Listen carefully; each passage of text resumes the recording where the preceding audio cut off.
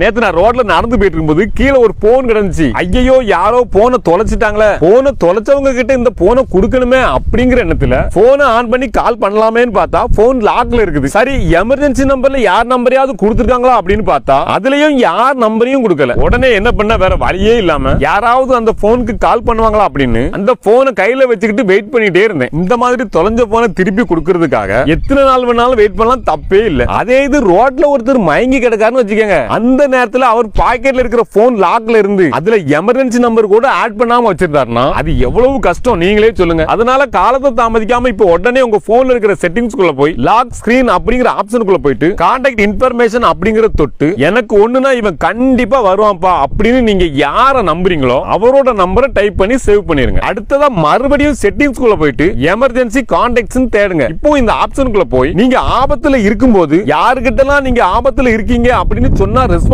பண்ணுவாங்களோ அவங்க எல்லார் நம்பரையும் ஆட் பண்ணிருங்க. இந்த மாதிரி நீங்க பண்ணும்போது என்ன நடக்கும்னா உங்க போன் லாக்லயே இருந்தாலுமே இப்போ ஸ்கிரீன்ல தெரியுற மாதிரி காட்டிக்கிட்டே இருக்கும். அதே மாதிரி உங்க போன் லாக்ல இருக்கும்போது கீழே இருக்கிற இந்த லாக் பட்டனை தூக்கி விட்டுட்டு எமர்ஜென்சி கால் அப்படிங்கறத தொட்டா போதும், நீங்க எமர்ஜென்சி கான்டாக்ட்ல யார் நம்பர்லாம் ஆட் பண்ணிருக்கீங்களோ அவங்க எல்லாரோட நம்பரும் வந்துரும். அந்த நம்பரை தொட்டா மட்டும் போதும், உங்க போனோட லாக்க ஓபன் பண்ணாமலே கால் பண்ணி தகவலை சொல்லிடலாம். ஆபத்தான நேரத்துல உங்க உயிரையே பாதுகாக்கக்கூடிய இந்த ஒரு ஆப்ஷனை உங்க போன்ல உடனே கண்டிப்பா ஆன் பண்ணிருங்க.